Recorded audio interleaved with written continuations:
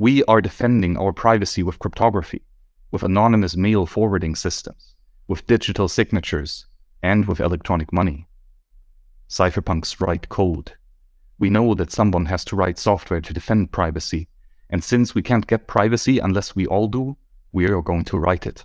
Yeah, interesting that written in 1993 too. It's like the cypherpunks really saw what was coming, I guess, just being that close to software. I suppose they gained a deeper understanding of its disruptive potential, and it's almost like we're living that out now, right? The state is struggling against software, right? Like what we sit here and we're mid-April 2023, and is it the Restrict Act? Is that what's being floated around the US right now to ban TikTok? But yeah, they're trying to ban access to software basically, and obviously that runs counter to the First Amendment in the United States, which is freedom of speech, because to the author's point, software is just speech, right? It's just language running on a computer.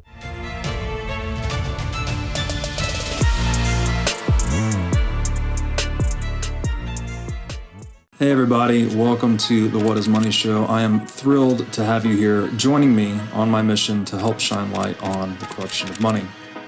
Now, if this is your first time listening to the What is Money Show, I strongly recommend that you go back to episodes 1 through 9 first, which lays a lot of the groundwork for many of the concepts that we explore on the show. These first 9 episodes are my series with Michael Saylor, and thousands of people have told me that this is the best podcast series they've ever heard, hands down, and that it was instrumental to their understanding of money and Bitcoin. So if you're looking to start a deep dive into the nature of money, I don't think there's any place better that you can start other than episode 1 of this show. Now, a little bit about this show and how it makes money. The What is Money Show is 100% sponsor based. So all of our revenues are derived from direct sponsorships. And I strive to be very selective about the sponsors that I work with, specifically only using sponsors that I use personally, and also choosing sponsors that have values which are well aligned to the values expressed on this show, such as freedom, education, self-sovereignty, etc. So what I'm going to do now is a few ad reads right at the top of the show, and then I'll do a few more ad reads in the middle. And I hope you'll take the time to listen to them, as again, these are hand-selected sponsors, and I think you'll like what they have to offer. Today's podcast is brought to you by In Wolf's Clothing. Wolf is the world's first startup accelerator program focused exclusively on the Bitcoin Lightning Network. 4 times per year, Wolf brings teams from around the world to New York City to work with like-minded entrepreneurs, pushing the boundaries of what is possible with Bitcoin and Lightning. The program is designed to help early-stage companies achieve product-market fit, develop their brand, secure early-stage funding, and grow businesses that help fuel the global adoption of Bitcoin. So go to wolfnyc.com today to apply for the program or learn more. Again, that is wolfnyc.com. Max Hillebrand, welcome back to the What is Money Show. Well, thanks very much, Robert. I'm honored to be back, and especially to read such a monumental piece as the Cypherpunk Manifesto. Yes, I'm really excited about this one. This is the second installment of our series titled the Crypto-Anarchist series. And in episode 1, we went through the Crypto-Anarchist Manifesto. And as you just said, here for episode 2, we're going to go through a Cypherpunks Manifesto. And same formula as last time. We're going to have you read through the whole thing, and then you and I are going to dissect it line by line. And hopefully this is really useful and valuable for people that may have not dove into these works that are classics, right? This is from 1993. Yeah, and so a bit later than the Anarchist's manifesto, it definitely builds on top of it. But yeah, it's even more applicable to Bitcoin as the previous piece. So it's going to be a blast. Let's get into it. All right. A Cypherpunks Manifesto by Eric Hughes, March 9th, 1993. Privacy is necessary for an open society in the electronic age. Privacy is not secrecy. A private matter is something one does not want the whole world to know, but a secret matter is something one does not want anybody to know. Privacy is the power to selectively reveal oneself to the world. If 2 parties have some sort of dealings, then each has a memory of their interaction, Each party can speak about their own memory of this. How could anyone prevent it? One could pass laws against it. But the freedom of speech, even more than privacy, is fundamental to an open society. We seek not to restrict any speech at all. If many parties speak together in the same forum, each can speak to all the others and aggregate together knowledge about individuals and other parties. The power of electronic communications has enabled such group speech, and it will not go away merely because we might want it to. Since we desire privacy, we must ensure that each party to a transaction have knowledge only of that which is directly necessary for that transaction. Since any information can be spoken of, we must ensure that we reveal as little as possible. In most cases, personal identity is not salient. When I purchase a magazine at a store and hand cash to the clerk, there is no need to know who I am. When I ask my electronic mail provider to send and receive messages, my provider need not know to whom I am speaking, or what I am saying, or what others are saying to me. My provider only needs to know how to get the messages there and how much I owe them in fees. When my identity is revealed by the underlying mechanisms of the transactions, I have no privacy. I cannot here selectively reveal myself. I must always reveal myself. Therefore, privacy in an open society requires anonymous transaction systems. Until now, cash has been the primary such system. An anonymous transaction system is not a secret transaction system. An anonymous system empowers individuals to reveal their identity when desired and only when desired. This is the essence of privacy. Privacy in an open society also requires cryptography. If I say something, I want it heard only by those for whom I intend it. If the content of my speech is available to the world, I have no privacy. To encrypt is to indicate the desire for privacy, and to encrypt with weak cryptography is to indicate not too much desire for privacy. Furthermore, to reveal one's identity with assurance when the default is anonymity requires the cryptographic signature. We cannot expect governments, corporations, or other large faceless organizations to grant us privacy out of their beneficence. It is to their advantage to speak of us, and we should expect that they will speak. To try to prevent their speech is to fight against the realities of information. Information not just wants to be free, it longs to be free. Information expands to fill the available storage space. Information is rumor's younger cousin, stronger cousin. Information is fleeter of foot, has more eyes, knows more, and understands less than rumor. We must defend our own privacy if we expect to have any. We must come together and create systems which allow anonymous transactions to take place. People have been defending their own privacy for centuries with whispers, darkness, envelopes, closed doors, secret handshakes, and couriers.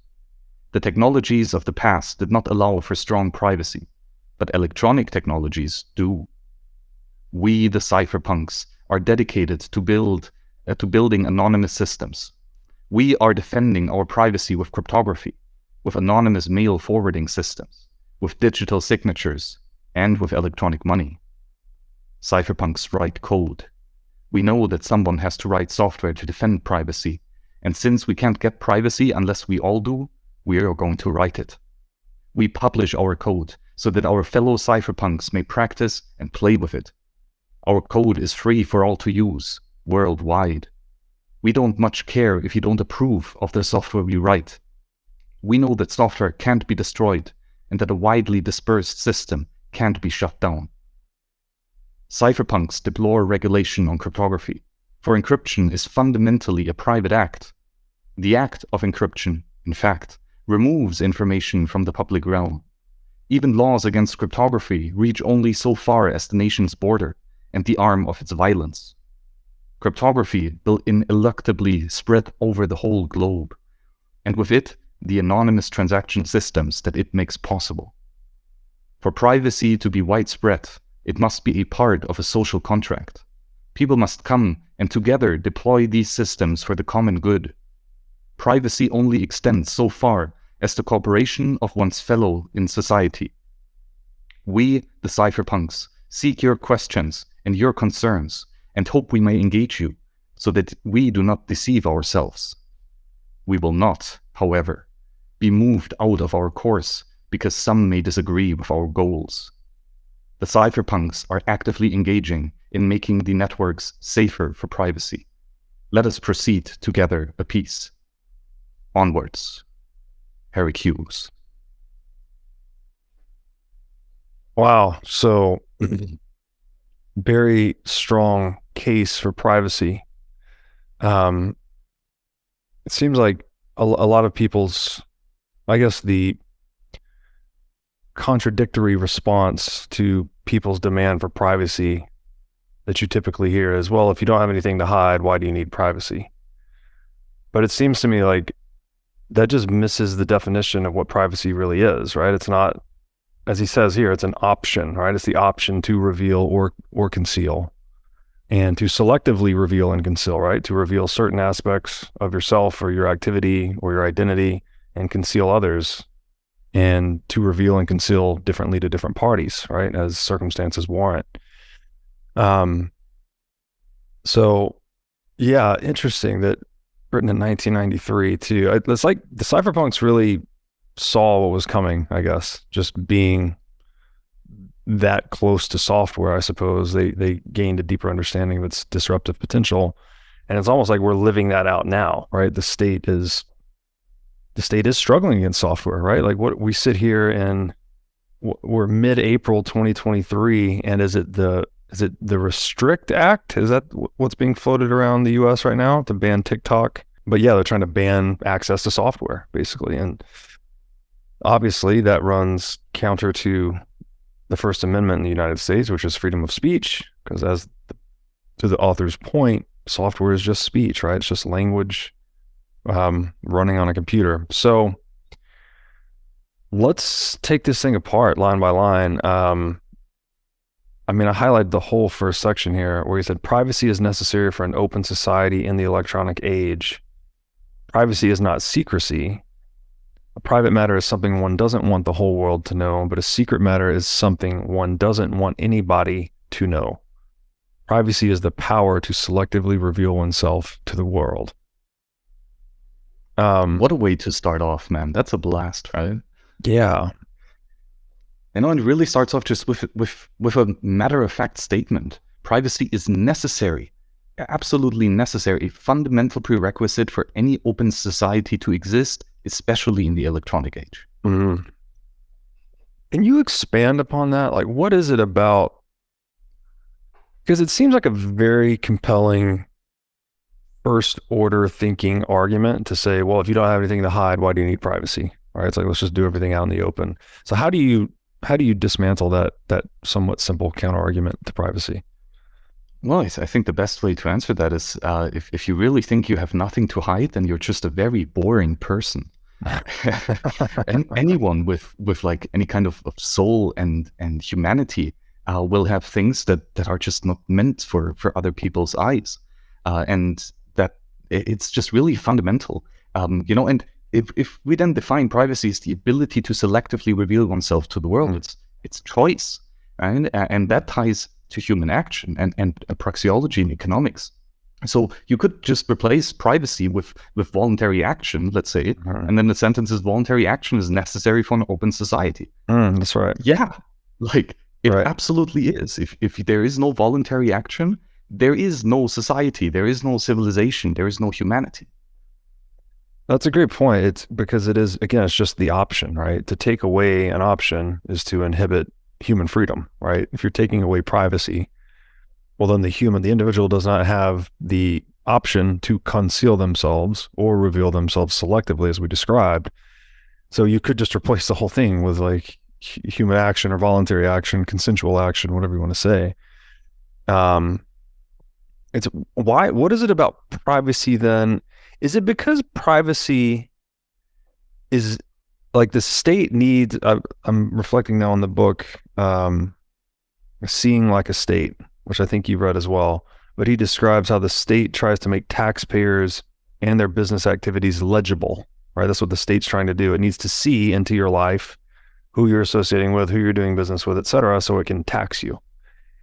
Is that the reason why the author's focusing on privacy, because this is something that the state somewhat needs to take away in order for it to impose taxation?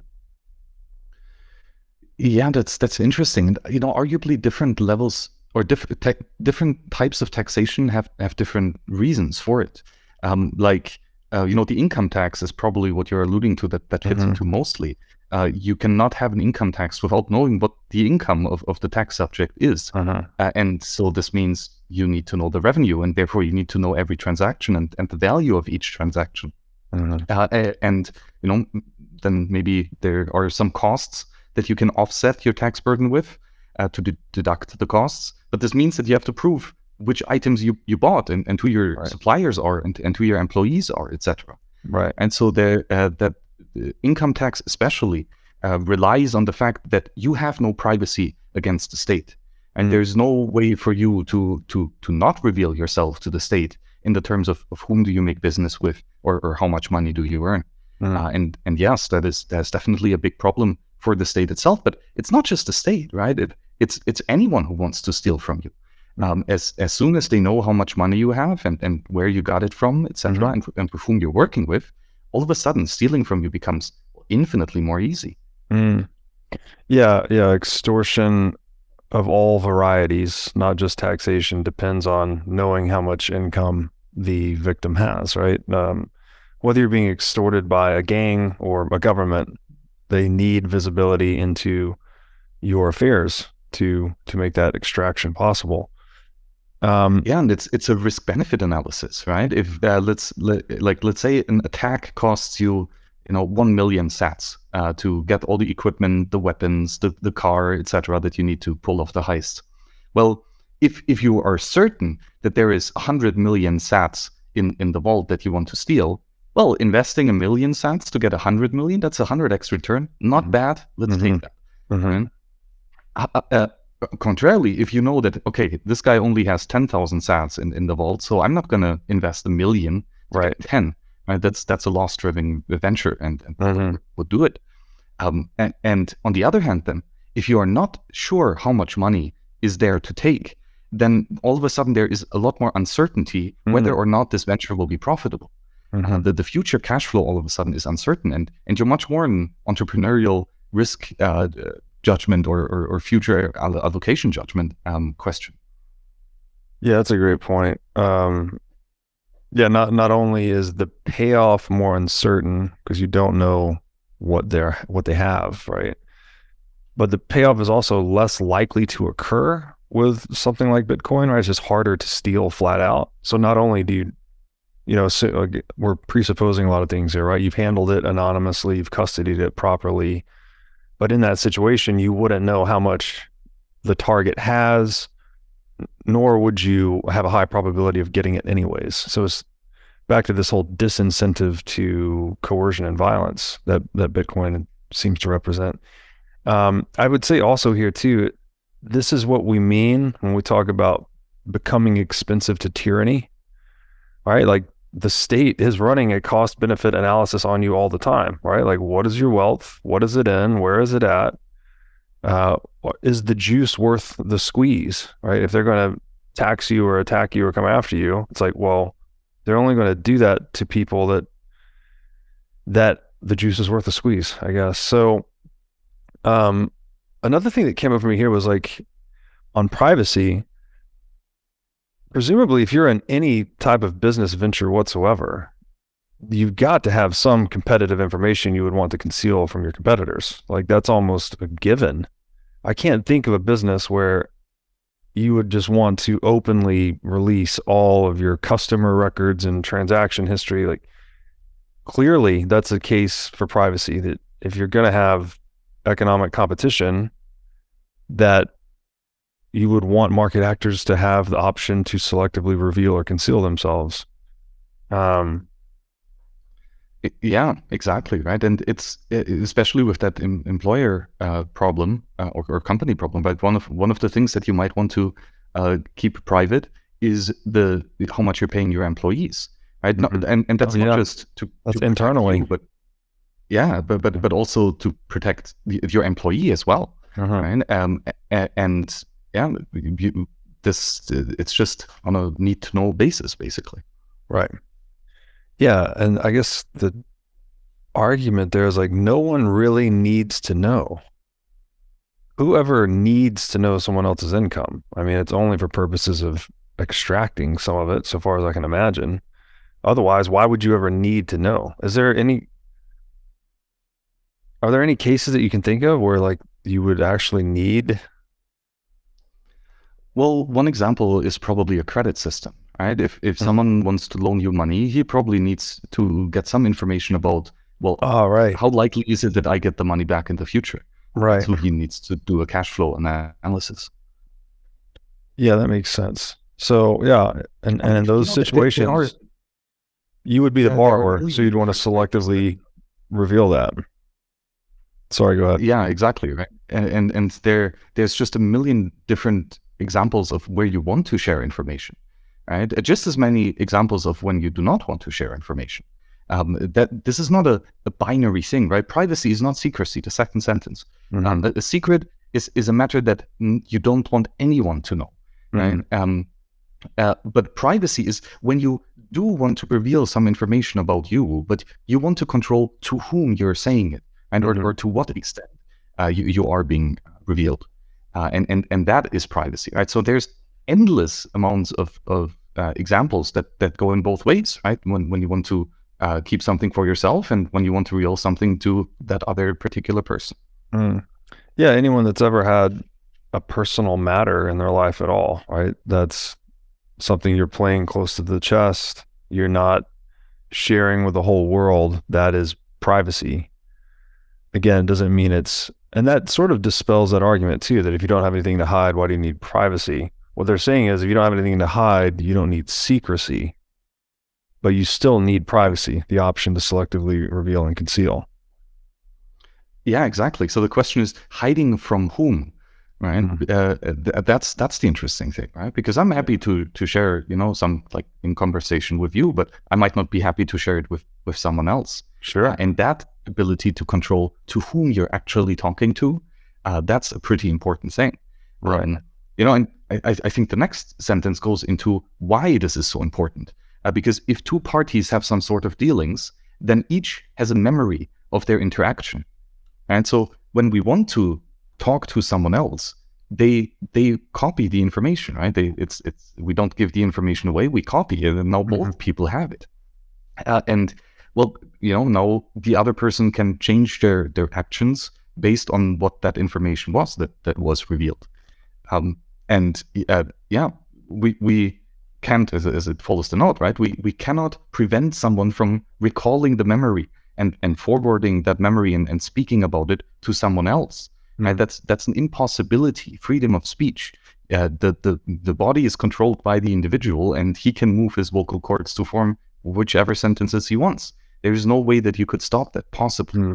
The only way that you can stop someone from talking about a sensitive topic is to not tell the other person that topic. That's an action that you can do that is within your own mode of action, where information does not leave you, therefore the other person does not gain that information, and therefore he cannot act upon it, like talking to the next guy about it. Yeah, it's interesting. And then the next line here, one could pass laws against it, but the freedom of speech, even more than privacy, is fundamental to an open society. We seek not to restrict any speech at all. I just can't help but think about, Snowden and Julian Assange. And I guess you could say to some extent, the name just escaped me, Silk Road, Ross Ulbricht, right? What he just created software, right? Just created a marketplace, and now he's doing a life sentence. I'm not sure of, maybe you know better than I, Assange and Snowden's status. I think they're basically exiled in foreign countries. All for what? Like what was the law that they broke? Would the argument be that they broke the privacy of the state? like the state having the ability to selectively reveal and conceal itself, but that doesn't exactly hold because the state serves the constituents, supposedly. How do we think about those events like WikiLeaks and Edward Snowden and Silk Road in the context of this written work? Yeah, especially the Crypto-Anarchist Manifesto talked about this, right? That now state secrets can be copied and shared and replicated in an unstoppable fashion, right? That's the internet. We just copy information on a bunch of servers, and then it's really damn difficult to delete it again. That's a part of the crypto technologies that exist nowadays. Yet again, right? These crypto technologies equally provide the power to keep secrets to yourself, right? And to restrict access to certain pieces of information. And this is what, well, anyone, including governments, could do, right?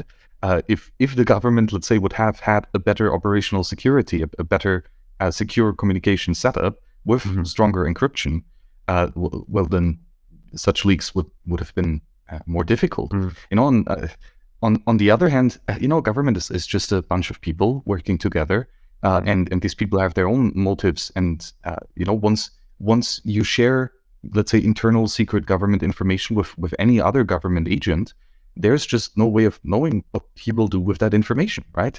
Free speech is you know, unstoppable, and that's exactly what happened with Snowden, right? He was not exactly showing the details, but he was some government employee who you know, was vetted, got access to these secret matters, or private matters rather, and then turned around and, well, copied it and gossiped it to other people. Now, of course, the big question is now, like, did he violate any contract that he might have signed with the government? And, well, probably he did. Right, I'm guessing that there was some non-disclosure agreement signed before that contract. So yeah, he did break a law, a government-issued law, but that is still not effective to prevent him from spreading the information that he has gained. Right, it is a way to punish him in hindsight and to maybe get the support of courts and enforcers to enact that punishment, which, well, turns out to be difficult, right? To even enforce the punishment itself. Well, not that exile isn't a punishment directly. Yeah, well, yeah. So it comes down to, like, what is ethical versus what is legal, because you know, the information they were revealing was presumably to help stop certain violations of human civil liberties and freedoms, right, that were taking place under the aegis of government privacy or secrecy, I suppose. Let me ask you a question here. This is coming to mind. So we've probably talked about this before, but just as like a quick refresher for the audience if they haven't heard.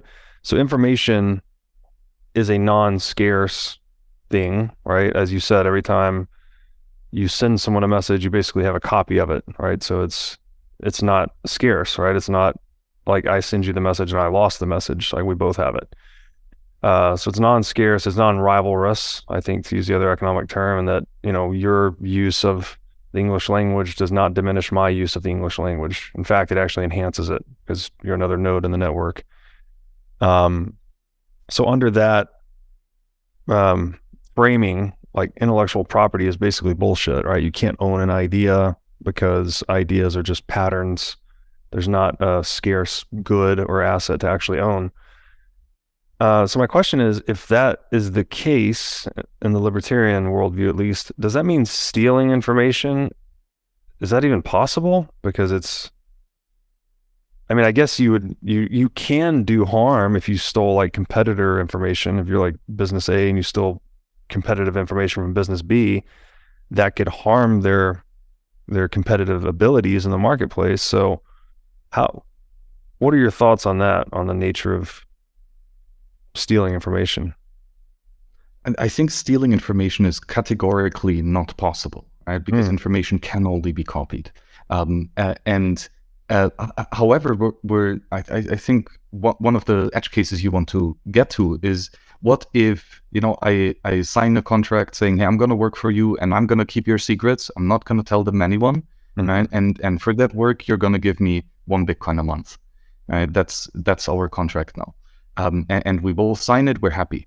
I got to work for you. I get all those secret informations, or private informations that I agreed I would not share. But now I turn around and share that information. Well, did I steal your information? No, I did not. But I stole your money, because you gave me 1 Bitcoin a month under the condition that I performed the service of being private and discreet with your information. And I did not perform that service for whom I got paid. So I didn't steal your information. I stole your money. And you can sue me to get that money back plus the damages. Interesting. Yeah, that makes sense. And then I guess this is kind of that nuanced discussion about, can you really own Bitcoin versus just possess Bitcoin, right? Because at the end of the day, the private key, just information, it's a secret, right? The extent to which you can keep that information secret is the extent to which you can control the UTXOs associated with it.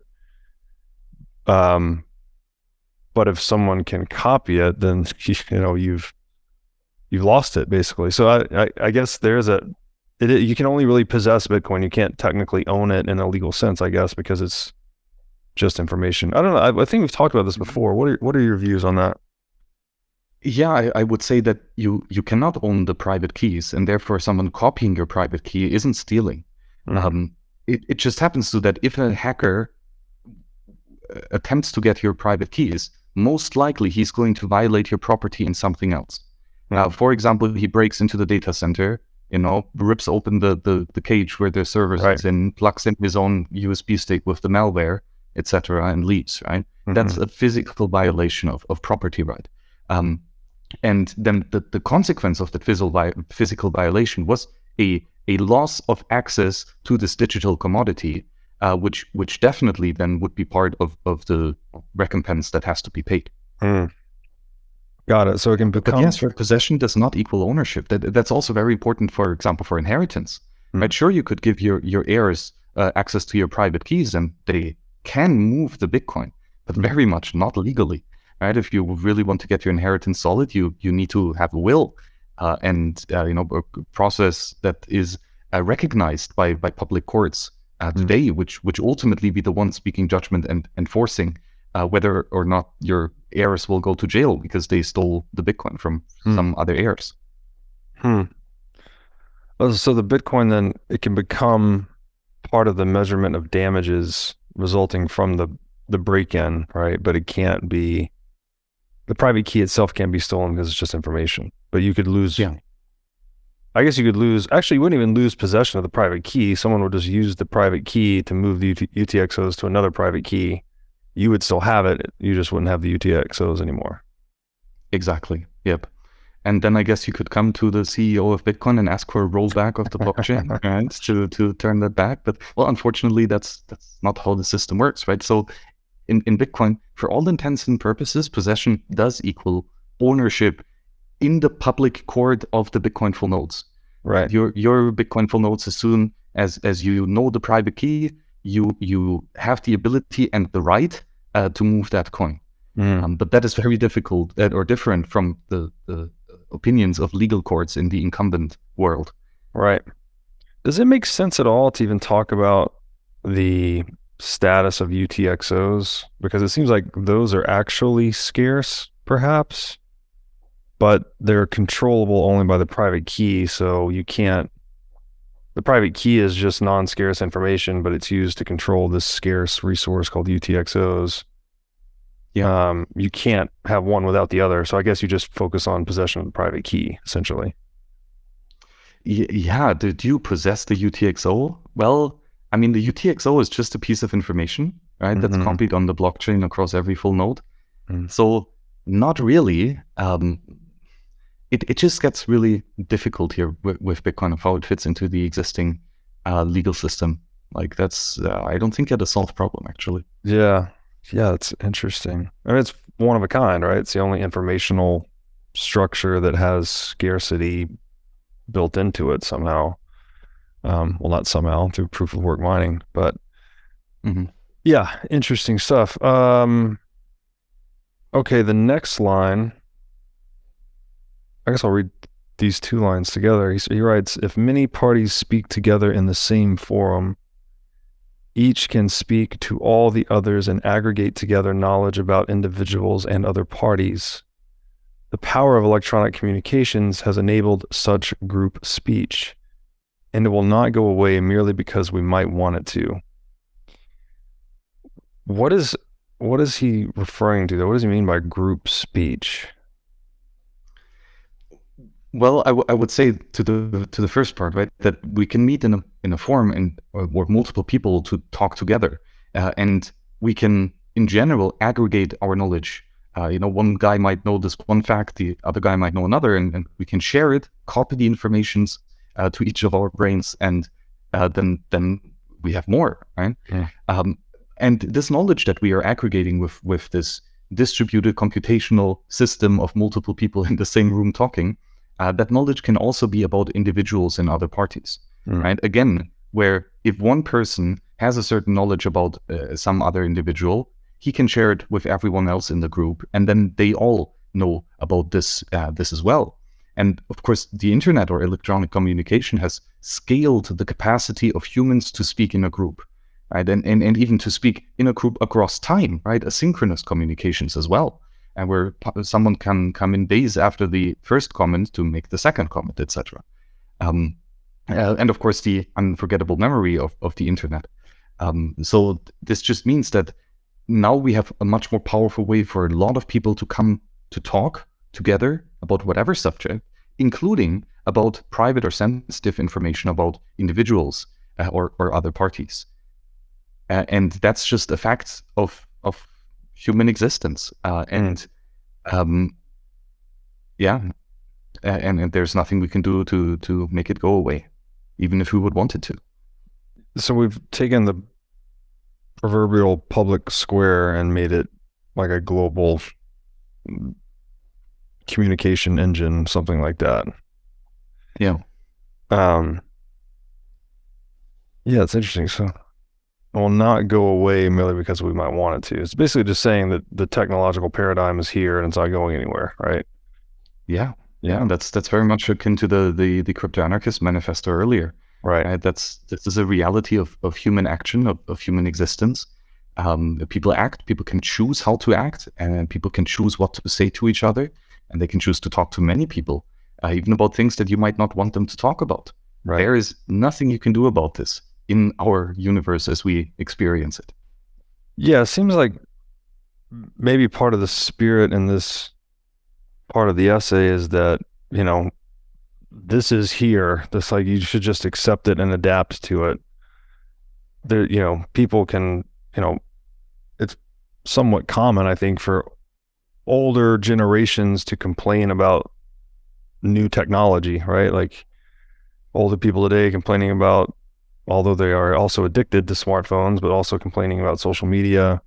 When the television first came out, old people thought it was going to mess up your mind and all of this. So it seems like part of what the author's doing there is just saying, like, this is here to stay because people use it. So how do we use it in a way that's optimized for the individual ultimately, which is, again, back to privacy, right? You're going to communicate in this global public square, but you might not want to tell everyone everything all the time, right? You should be able to selectively determine who hears what about you. Yeah.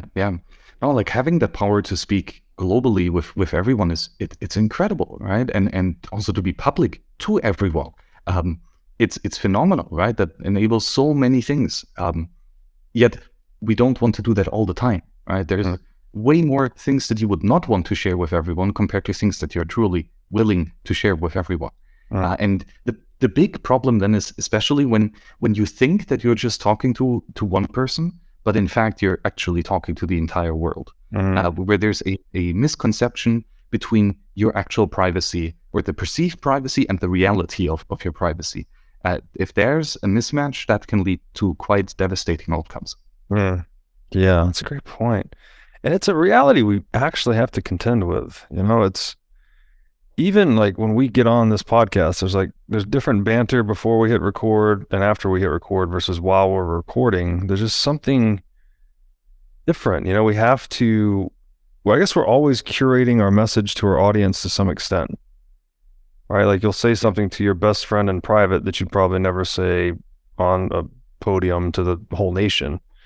And that's not like something to be ashamed of. I mean, it's human nature, right? We have to selectively reveal and conceal. So yeah, seems like we should embrace in that. fact, it was the default forever, right? You could only talk to your local audience, right? Like that, or you could write a physical letter that is scarce, right? That can only be read by one person at a time, right? That was the how it always was. We just recently discovered this crazy thing that allows us to talk to everyone on this planet. And I don't think we quite understand how drastic of a difference that is. And, with a lot of new things, you have an old mindset that you put onto there. Like, with emails in the beginning, like it's a letter, right? That just goes to one person. Nobody else can read it. Oh, wait, so you're saying that there's like 50 different computers that pass that message and pass a copy of that message and all remember what the content of this message was, just in order for the mail to be delivered to that other guy. That is abstracted away behind the crazy complexity just to make it approachable and usable for everyday people. But that just leads to a big misconception that, hey, well, actually, these 50 guys plus anyone that they would talk to can totally read what you're saying and to whom. Right. Yeah, it's interesting. Now I'd like to tell you about our sponsor, iCoin Technology. iCoin has just released a sleek new hardware wallet. Looks like a mini iPhone, a little touch screen and camera on it. The device has no Wi-Fi, no cellular connection, no GPS. It's a strictly physically cold hardware wallet. Like I said, it's got a high-res 3-inch touch screen. It's got a camera for air gapping the wallet. It's got optional Bluetooth compatibility. And it's really a brand new UI, UX experience for a hardware wallet, making it very accessible, easy to use, not intimidating. And as we always talk about on this show, the only way you can truly own your Bitcoin is by having it in self-custody. So you need a device like iCoin Wallet to truly own your Bitcoin. Go to iCointechnology.com today and use promo code Bitcoin23 for 30% off of this new sleek hardware wallet. Now I'd like to tell you about our sponsor, CrowdHealth. CrowdHealth is a Bitcoin-enabled alternative to legacy health insurance. Now let's face it, legacy health insurance is an absolute scam. Nobody can explain this better than the legendary comedian Chris Rock. Insurance. You got to have some insurance. You got to. That's an insurance. They shouldn't even call it insurance. They should just call it in case shit. Like, I give a company some money in case shit happens. Now, if shit don't happen, shouldn't I get my money back? So with CrowdHealth, instead of just paying premiums that you'll never see again, you can hold part of this pool of savings in dollars and in Bitcoin through CrowdHealth. And when you have a health event, you can draw against this pool of communal savings.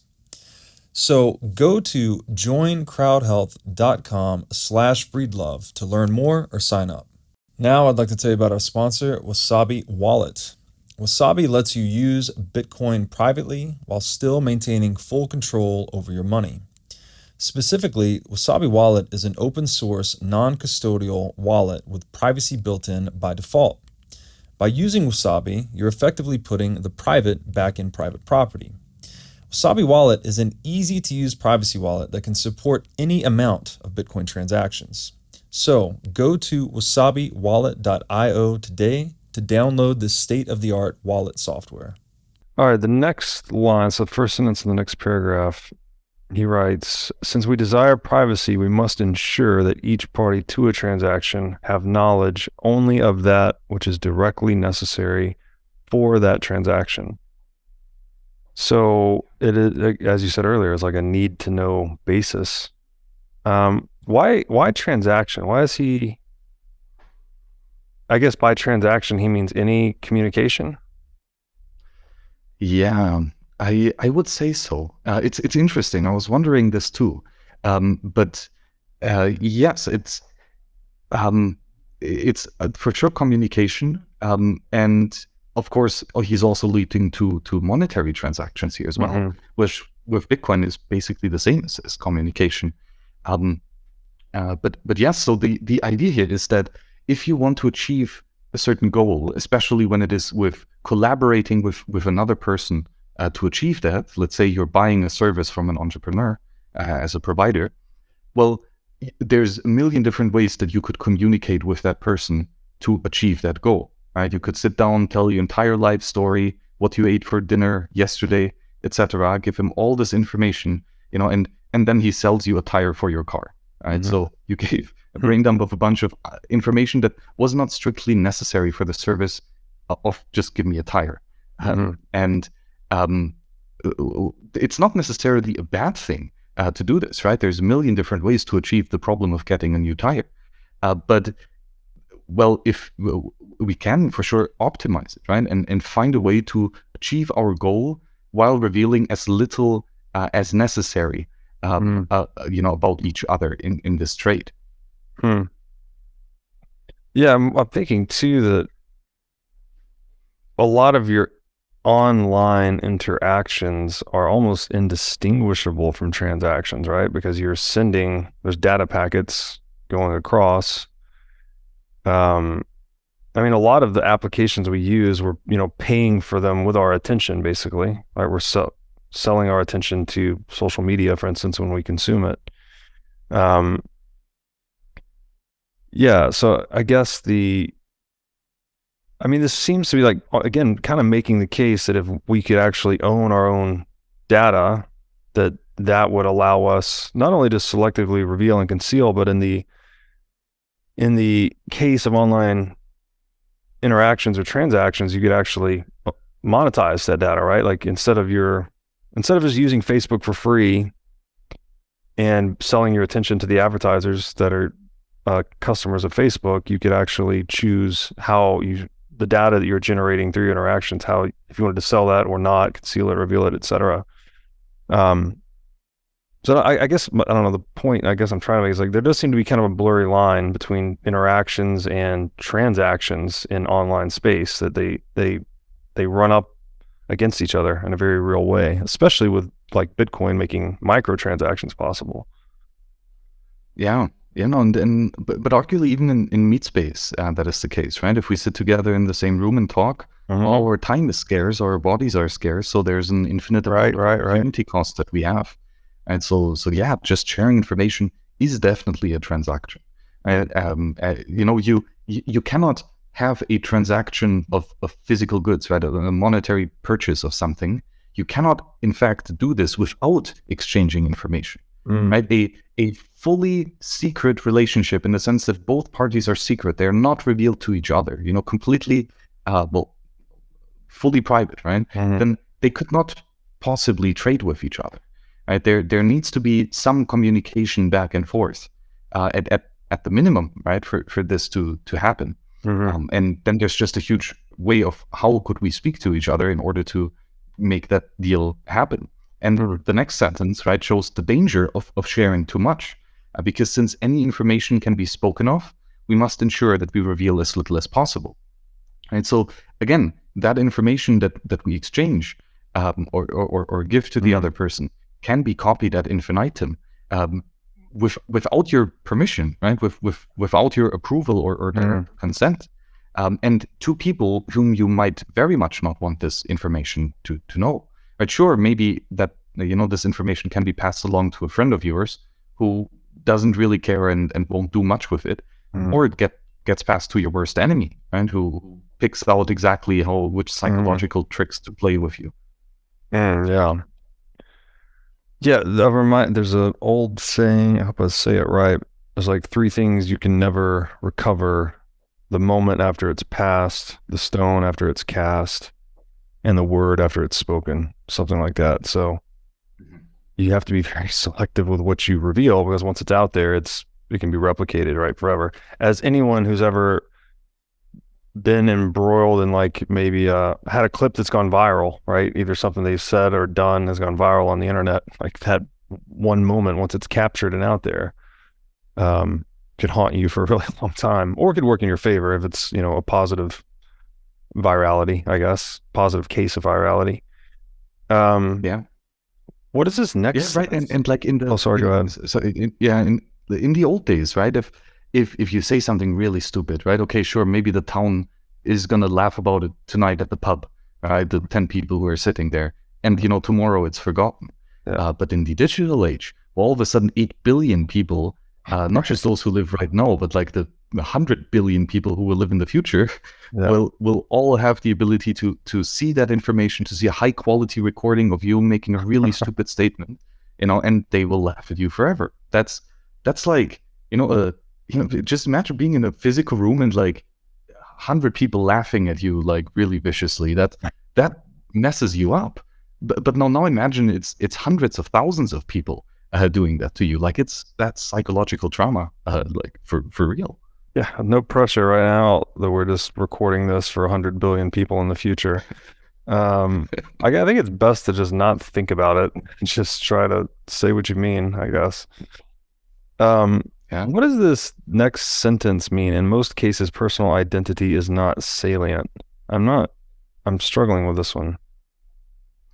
Yeah, I would say that it's like in most cases, your personal identity is not a necessary requirement for the service to be provided. Oh, okay. Yeah, got it. Okay. Yeah, the next sentence makes a nice example, right? When you purchase a magazine at the store and hand cash to the clerk, there is no need to know who I am, right? They have the paper magazine for sale. I have money, base money, cash. Yeah. Right? It's not a credit. It's the money itself. It's the commodity good. And if I hand it over, the possession and ownership has changed, right? And that's it. There's no way for me to take the cash back a day later, right? Or to somehow freeze it. So there is really just literally no need to know who I am. All you need to know is, hey, I didn't have money before. That guy gave me money. Now I have money, so I'm happy to give him that paper magazine, right? And that's it. And we can perform a perfectly fine and adequate service without needing to know who you are, where you live, and how much money you are.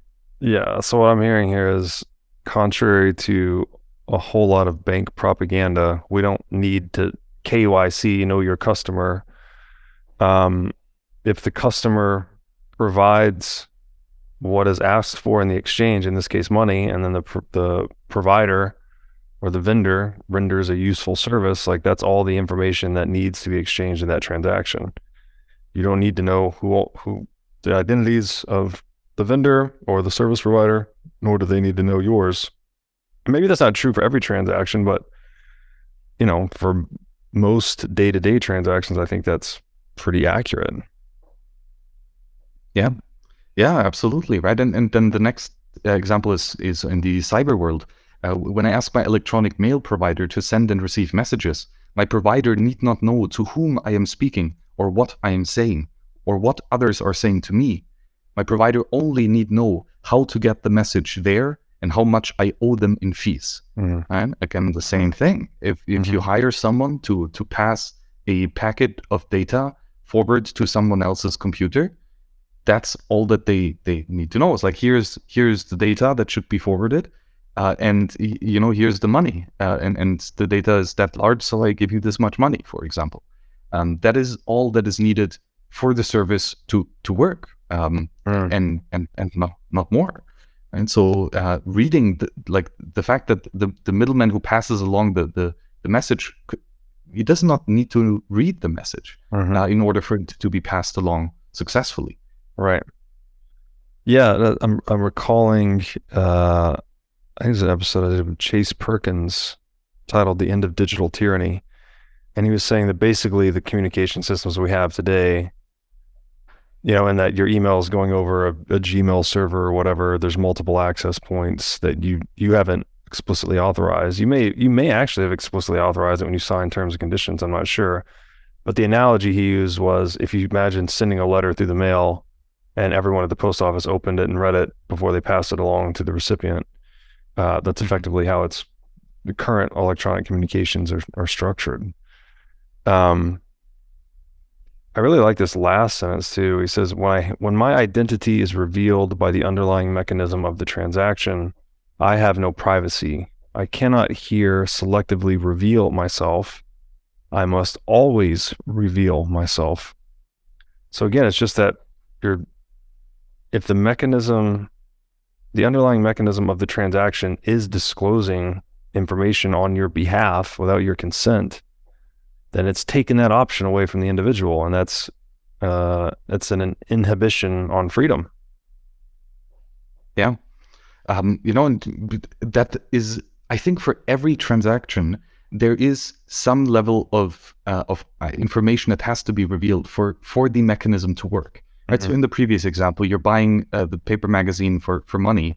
Well, if you want to not reveal the fact that you own 1,000 sats, then you cannot buy the magazine for 1,000 sats, because in you purchasing that, you reveal that at least you have that much money to pay for the thing, right? So there's always some information that has to be revealed for that underlying mechanism to work, right? But then when the extent or the scope of the information that has to be revealed for the mechanism to work, including your identity, right? Then you have no privacy. You either use the service and completely give up your privacy, or reveal those informations that have to be revealed in order for the service to work, or you do not use the service. Those are your two options. Yeah, it makes sense. So, and that dovetails right into the next line where he's saying, obviously, the underlying mechanism of the transaction is revealing on your behalf, then you don't have the option. So therefore, he says, privacy in an open society requires anonymous transaction systems. Yeah. You can't, they're indispensable, right? Because if it's not anonymous, then your option has been taken away to selectively reveal or conceal. Yeah. Right. Money is on every, on one half of every transaction, right? The other side is the good that you're buying. But which means if you have a money that is not anonymous, then nothing that you buy can be anonymous or private, right? You would have to reveal yourself for everything that you purchase, and that's of course just for the money itself. But he frames it again more broadly: anonymous transaction systems, which presumably includes communications as well, right? So even if you would have an anonymous money system, if you do not have an anonymous communication system, then again, you would not be able to sustain your privacy, right? Because every message that you send would entail the fact that you sent the message. Yeah, it's great. It's a great segue. So, I mean, it feels like an extremely strong argument. Like, you can't have, because again, privacy is necessary for civilized open society. So if you want civilized open society, you need privacy, which requires anonymous transaction systems. So it's kind of inverting that whole argument where who needs privacy if you don't have anything to hide? It's like, well, no, do you want civilized, open, free society? Then actually you require privacy via anonymous transaction systems. Yeah. I'm hearing in the back of my head, like a Monero bro chirping at me at this point where it's like, well, Bitcoin's not private, bro. Like, don't you see you need Monero? The guy's saying it right here.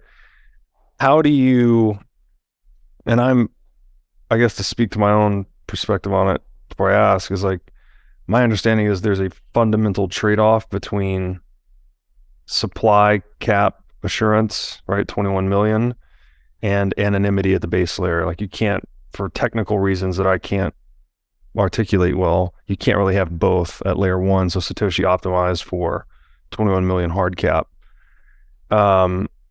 Monero takes a different approach. I guess they have fully anonymized, but then you can't authenticate the supply cap. I think I'm not too well versed on that. How do you deal with that Monero bro counter argument? Yes, I think it's very well described here, right? We should require as little information as possible to accomplish the task. And Bitcoin certainly requires more information in order to fulfill its target of having a transactional monetary system, and Monero requires less information. So, for example, in Bitcoin, with a transaction, you have inputs and outputs, and the inputs are the coins that you're spending. So in order to make a Bitcoin transaction, you need to reference when exactly did you receive the coin that you're spending. And you also reference how much money did you receive in the past. So if you do not want to reveal this information, Bitcoin cannot work for you.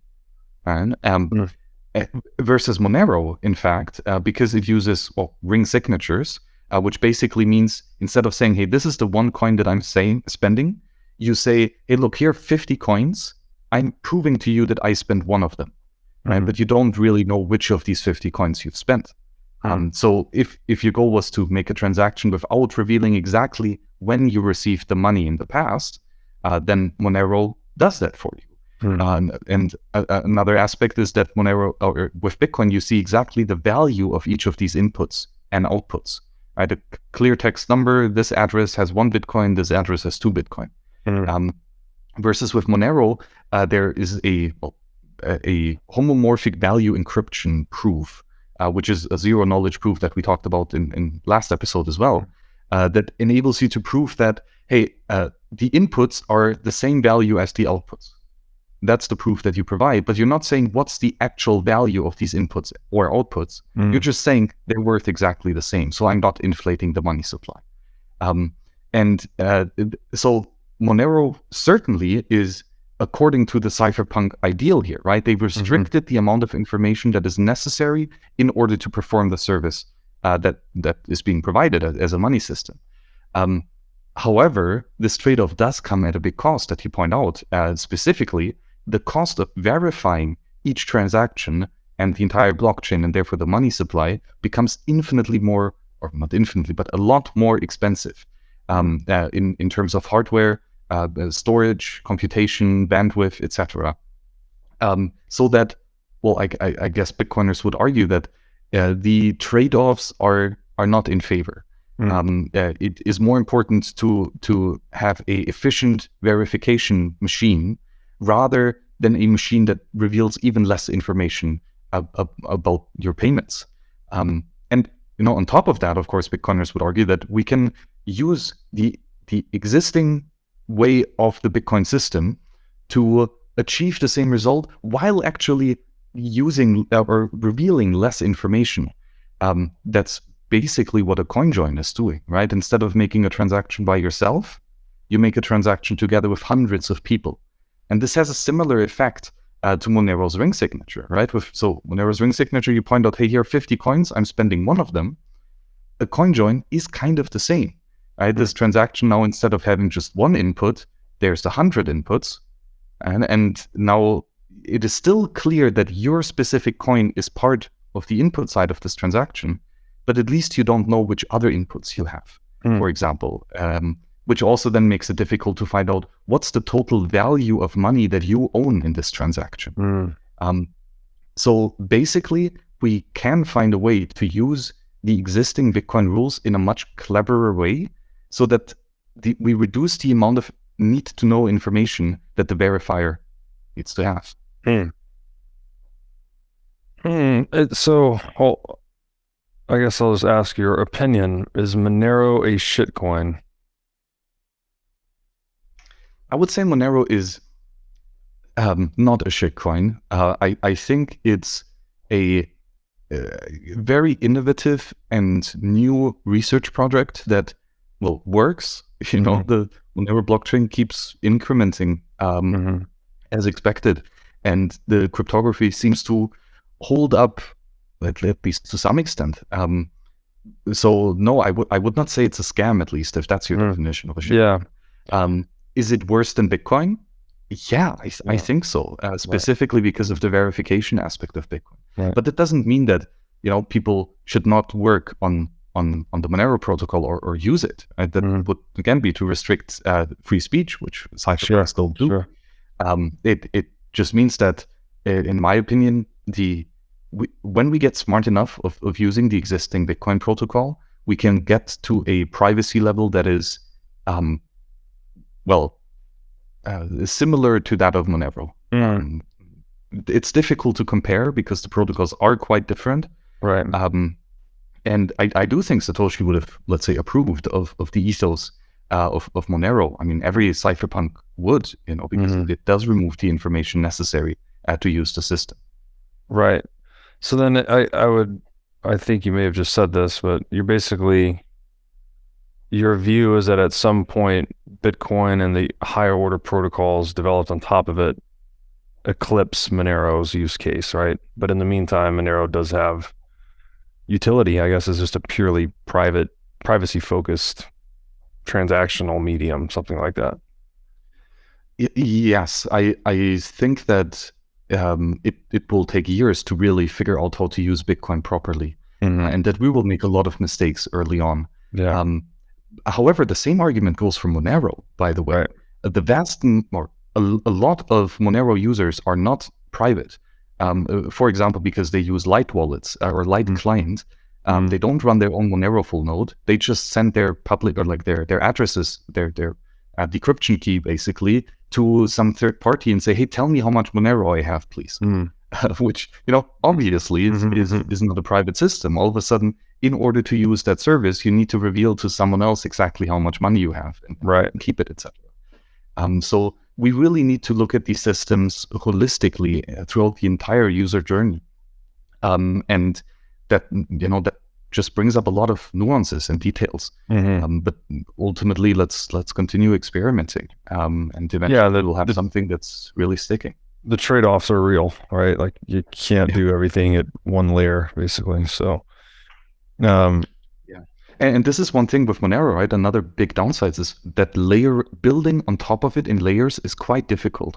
Like something like the Lightning Network is way more difficult to do in Monero than in Bitcoin. It is possible. There was years ago some theoretical breakthrough to line it out, but just again way more inefficient than with Bitcoin. And it's not that Bitcoin has efficiency and scalability enough to spare. We're already failing hard at that with making it scale. You think so? Even with Lightning so far? Well, I'd say we fail gracefully. We're definitely still failing. We're not yet done. We're far from where we need to be, but we're getting there. Do you mean that in a sense of like the Lightning Network is just early in its proliferation, or also early in its technology? Or do you mean that we fundamentally have not solved the path to scale Bitcoin? It's definitely a technology problem, especially with what's currently shipped. What's currently shipped in terms of Lightning is, well, to be honest, quite bad on quite a lot of fronts. Again, it works, which is a miracle. But we already know, like we have a list of hundreds of items that we can improve with Lightning, with Bitcoin, with any system here. Like there's so much room for improvement. So like at the current deployed software, we for sure can't have a usable global monetary system right now. It wouldn't be private either. So yeah, there's lots of work to do, but we'll just keep building. Yep. And it is important because, as the author goes on to write, an anonymous transaction system is not a secret transaction system, as he opened the essay with. An anonymous system empowers individuals to reveal their identity when desired and only when desired. This is the essence of privacy. Just kind of reiterating that point that he opened with in the essay there. And again, anonymous, it's from the Greek, right? Without a name. So to transact without revealing your identity, at least by default, so that you can later then choose to reveal your identity. Because once you've revealed your identity, especially in the age of the internet, or even more so in the age of the blockchain, once you've revealed your identity, it is unrecoverable, right? You will never be able to take that information back and make it secret again. So it's vitally important that we have anonymous technologies by default, where by default you don't share the information with anyone, and then you can always choose to share it with someone else. This is, for example, one of Monero's principles, right? By default, things like the value of each UTXO is encrypted. It's hidden. However, you can reveal a public viewing key, I think they call it, which allows you to decrypt the value of that UTXO, right? And now you can choose to reveal to other people hey, look, this coin is actually worth this much. In Bitcoin's jargon, you could, for example, you do a coin join with Wasabi wallet, let's say, and now you've obfuscated your transaction history, right? Nobody knows that this coin is actually yours. It's an anonymous coin.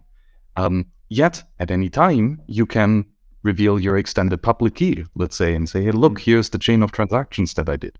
Or you could sign a message, a challenge message with your private key saying, hey, this coin actually belongs to Rob. That is possible once you have a system that is anonymous by default. Interesting. Okay, continuing. The author writes, privacy in an open society also requires cryptography. So this would be, the also is in addition to anonymous transaction systems. If I say something, I want it heard only by those for whom I intend it. If the content of my speech is available to the world, I have no privacy. To encrypt is to indicate the desire for privacy, and to encrypt with weak cryptography is to indicate not too much desire for privacy. Furthermore, to reveal one's identity with assurance when the default is anonymity requires the cryptographic signature. That's all pretty clear to me, except that last line. To reveal one's identity with assurance when the default is anonymity requires the cryptographic signature. Oh, this is basically saying you need to sign a message that with the private key, essentially, right? Yeah. So basically, with an anonymous system, there is some object.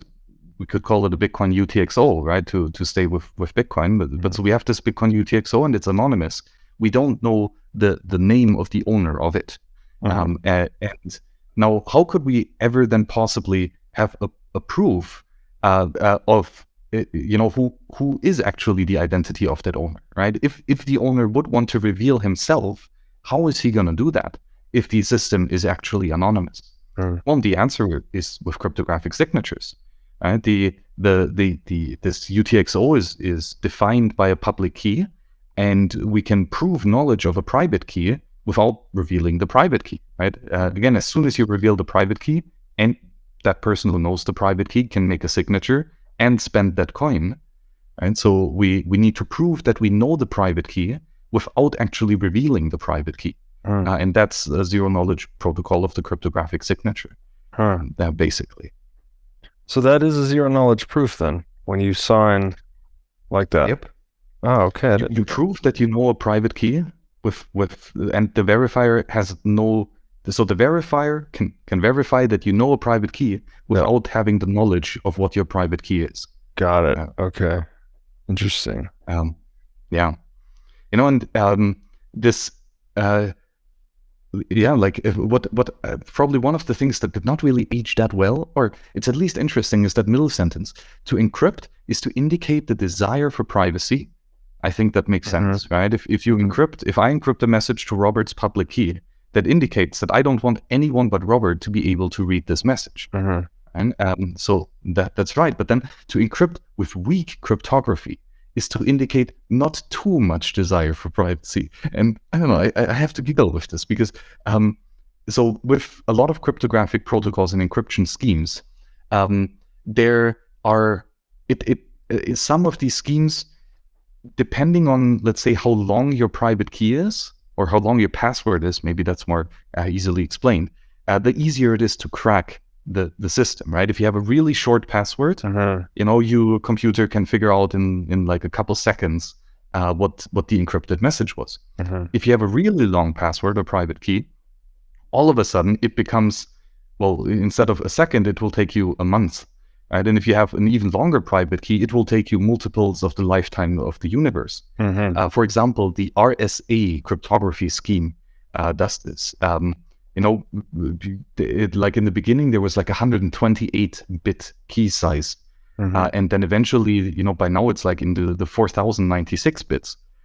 So the keys got substantially larger in order to ensure that more modern computers that were always leveling up with compute power could continue to not easily decrypt that message. And so, but he's basically saying here is like, yeah, if you take a short password, a short private key, like a very naive attacker will not be able to break that key, right? Let's say your naive attacker wants to de-anonymize everyone on the planet, right? Even if everyone on the planet would use rather short passwords, there isn't enough compute power for that attacker to do that, right? So,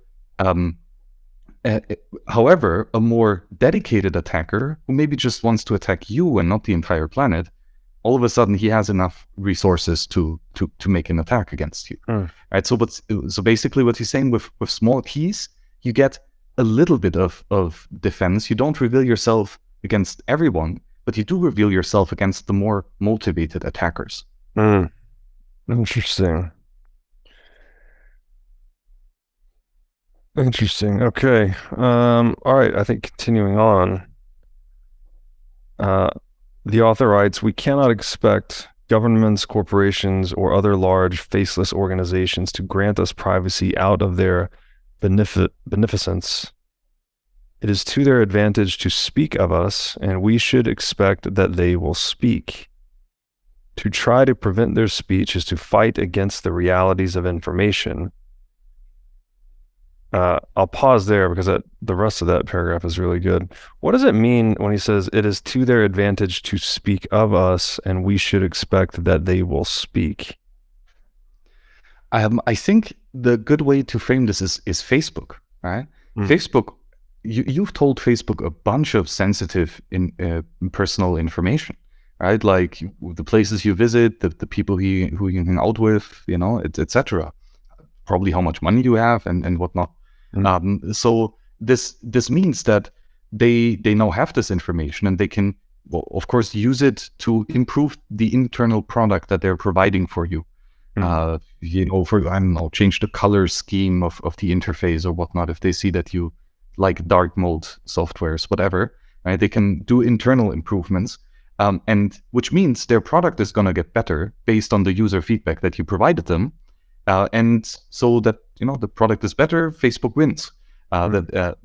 However, even more so, they now can use this information to sell it to an advertising agency, right? So someone says, hey, I want to put this advertisement in for people who really like poodles and black cars and ponies, whatever. And now Facebook can tell them, yeah, look, Rob is exactly the guy you're looking for. So why don't you show this ad to him? And please give me money now for that information that I just revealed to you. That makes sense. Okay, yeah. So like the targeted advertising, yeah. So when you don't own your data, it's going to be selectively revealed on your behalf, but not by your selection, right? By whatever Facebook's business model says they should reveal. That makes a lot of sense. Yeah. I love the second half to this paragraph. I think this is very well written. Author writes, information does not just want to be free, it longs to be free. Information expands to fill the available storage space. Information is rumor's younger, stronger cousin. Information is fleeter of foot, has more eyes, knows more, and understands less than rumor.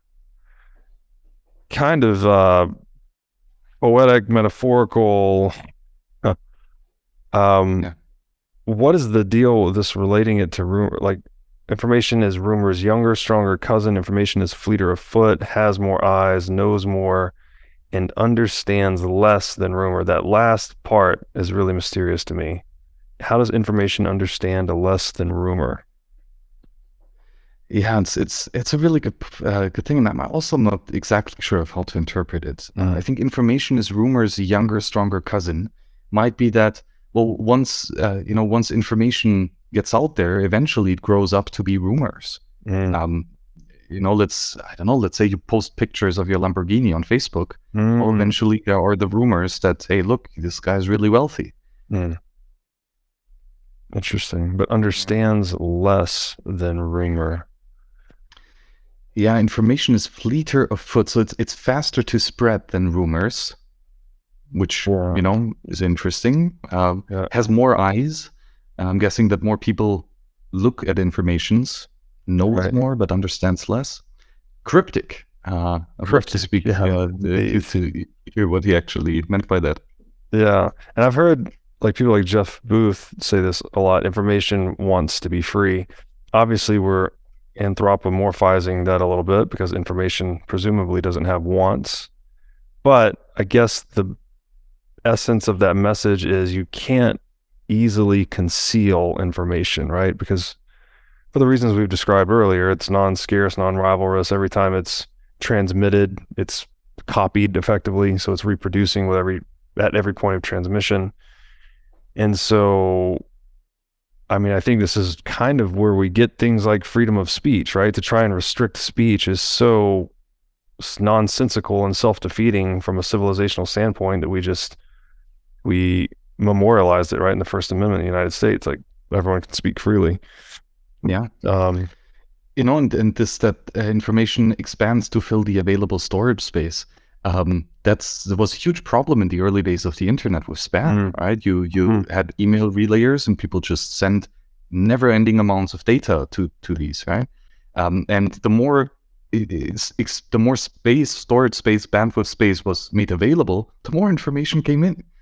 Because copying it is great. I will just copy all the information I have 100 times to make sure it never gets lost, right? Right. Which then, funnily, led to Adam Back developing Hashcash, right, to put a cost on the usage of a system, so that spam is prevented, basically, and that of course led to Bitcoin, and then Bitcoin had the problem of a limited block size, right? Because if you have huge blocks, information longs to be free, and it will expand to fill all available space. So if we have 1 terabyte blocks, every block is going to be full 1 terabyte, mostly full of junk that people don't really need that much. And of course, then the big problem comes. It's not just that we want to write a lot of data. In Bitcoin, we want to verify the data that was written. And so in order to ensure that verification is possible, we need to have a hard limit of the information that can be put into a block. We need to have a limited amount of storage space, because the amount of information in a block will always go up to the limit. Right. This reminds me of a old quote that I'll paraphrase. I don't know exactly how it goes, but something like time and money each have a way of filling all the budget allocated to them, right?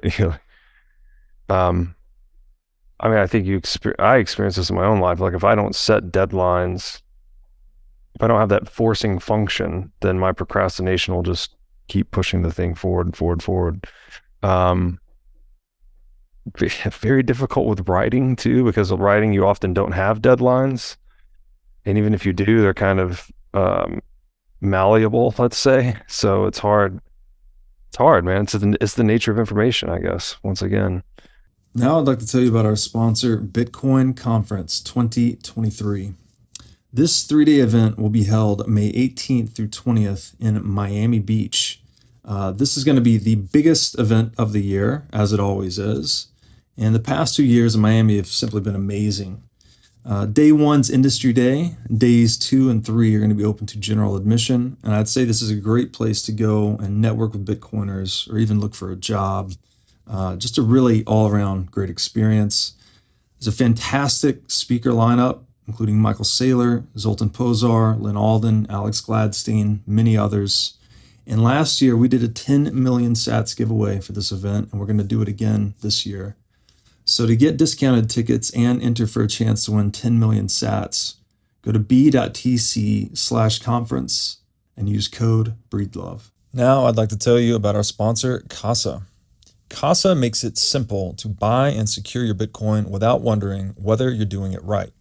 Specifically, Casa provides a multi-key custody solution, which is by far the most secure way to custody your Bitcoin. Now, when I talk about Bitcoin being theft-proof money or inviolable private property, a multi-key custody model is exactly what I am talking about. Using multiple keys lets you maintain full control of your Bitcoin while also giving you redundancy in case you lose one of the keys. It's also the best way to secure your Bitcoin for inheritance planning purposes. So go to keys.casa, that's C-A-S-A, today to sign up and use discount code BREEDLOVE. Okay, I'll go on here. And he writes, we must defend our own privacy if we expect to have any. We must come together and create systems which allow anonymous transactions to take place. People have been defending their own privacy for centuries with whispers, darkness, envelopes, closed doors, secret handshakes, and couriers. The technologies of the past did not allow for strong privacy, but electronic technologies do. I mean, that's the big game changer here, right? Is that we have this communication medium that is global in scale, and, you know, if used properly, basically impenetrable, right? You can actually send a fully secured message or transaction that's only accessible to the recipient in a way that's totally agnostic of every third party.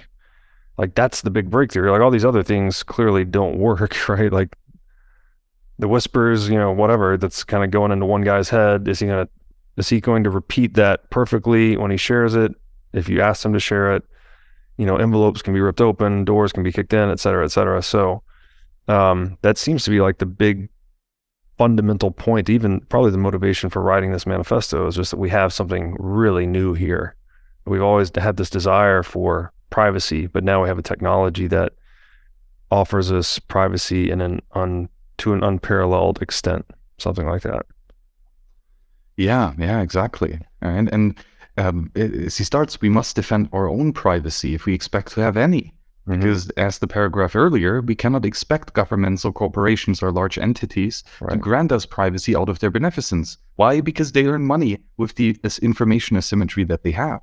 Right. And the more information they know about you, the more money that they can make. So obviously they're going to sell you out. Which means that the information that is very dear to your heart is going to get sent out and sold to ever more and more parties, right? And resold 100 times until it eventually is public information. And your privacy is entirely ruined. And so the only way out of this conundrum is not by, you know, collective regulation from a one world government, but rather by individuals using on their own computer the cryptographic systems and primitives that enable them to speak and transact freely without any interference from those third parties that now lose the profit opportunity. Yeah, well, it's like you just have to do it that way, right? Because it's only you have the incentive to defend your own privacy effectively. Yeah. But then the second sentence ties so beautifully into this, right? Like, first it says you must defend your own privacy, very individualistic focused. Right. Then we must come together and create systems which allow anonymous transactions to take place. Right. Because the big problem is, even if you have like perfect encryption and such, but you're the only one that uses it, right? Then it's a crowd with the size of one. Right. It's just, hey, look at that one guy who's sending weird messages. Right. So in order for privacy to actually work is to have a large size of the crowd and to have more people or entities that look similar to you. And this is a social phenomenon. And so which means we need to, again, build communication systems that scale so that we can get more people involved, so that we have a larger anonymity set. But it then also means that we need to have like a culture of privacy in everyday citizens, that recognize the value of this and that recognize the need to participate themselves in order to help out the other people that want to have privacy as well. I know it's not even a bad idea if you're using you want to browse a regular website, you don't care if anyone finds out that you are using this website. Still, you should consider to use the Tor browser. Just to browse the mundane, non-dangerous things that you do. Well, because there are some people who are very much in danger and who need the cover traffic, basically. And the same with a coin join. You know, if you're making a Bitcoin transaction all by yourself alone, you're the one weird guy standing out. All of a sudden, if we get together a crowd of hundreds of people making a transaction together, now that's a social system that enables anonymous transactions to take place. Yeah, it has these like echoes of Bitcoin to me in a way. Like, so Bitcoin is a technology optimized for the individual, right? It only private keys can spend, and very just empowers the individual in their negotiations with any collective whatsoever. Like obviously the state being the largest and most ominous collective. But in doing so and optimizing for the individual, it actually is most like it optimizes for the individual, but you need the network, the monetary network, for it to really come into its full potential. So it's just an interesting, it's like to get the best collective outcome for the most individuals, you need to optimize for the individual, something like that. So, yeah, interesting stuff. Okay, should we go on to the next paragraph? Yeah, those next 4 paragraphs are amazing, right? Like he lays out the problem, and he defines everything and why government can solve the problem, why we must do it ourselves, and now enter the cypherpunks and their ideas. Yeah, where did this? Is this the start of cypherpunkery right here? Like this particular manifesto, or was he writing about an existing cadre of people? No, the Cypherpunk mailing list came before. So like this Cypherpunk Manifesto is somewhat of a after a couple years wait, no, actually I might be mistaken that this was actually the announcement message to the Cypherpunks mailing list. Should look that up. We'll have to fact check it. Again, this was written in 1993. He writes, but yeah, this is basically where the whole essay shifts into like the ode to cypherpunkery. He writes, "We, the cypherpunks, are dedicated to building anonymous systems. We are defending our privacy with cryptography, with anonymous mail forwarding systems, with digital signatures, and with electronic money." And again, this is back when electronic money was still just an experiment, right? And none of it really worked. Well, I guess some of it worked, but it didn't work to the extent of the cypherpunk vision of decentralized cyber cash, like Bitcoin actually is. What about these? Are these other things still relevant? The anonymous mail forwarding systems, obviously digital signatures are used in Bitcoin. Yeah. No, all of this is very much important, right? Like just that first sentence, we the cypherpunks are dedicated to build anonymous systems. I mean, that's just a baller statement. And then how do we do it? Well, we use cryptography, private public key cryptography, etc. Anonymous mail forwarding systems were huge, by the way, in just that time of the cypherpunks. Adam Back was a big contributor to anonymous mail forwarding systems. And arguably this is still super important right now. You could say that VPNs and Tor, arguably even Nostr, are anonymous mail forwarding systems. So this is very much still in mind and used in Bitcoin as well, right? We anonymously forward Bitcoin transactions through the Bitcoin network to the miners. So yeah, it's very much needed. Obviously, digital signatures are huge, and electronic money as well. And so I think the first, cypherpunkish ideal of electronic private money was David Chaum in 1983, which was 10 years earlier. And then I just checked, in 1992, the Cypherpunk mailing list started, and a couple months later, in 1993, this piece was written as the introductory piece, or laying out these ideals. Gotcha. Okay. Author goes on to write, and this is a very famous sentence: cypherpunks write code. We know that someone has to write software to defend privacy, and since we can't get privacy unless we all do, we're going to write it. We publish our code so that our fellow cypherpunks may practice and play with it. Our code is free for all to use worldwide. We don't care much if you don't approve of the software we write. We know that software can't be destroyed and that a widely dispersed system can't be shut down. I love how unapologetic the tone of this paragraph is, and irreverent too. Like we don't care. We're going to build it, and it's free, and it serves humanity, and that's what we're going to do. Yeah, place your feet firmly on the bedrock of truth, and don't budge an inch. Mm-hmm. That's this attitude.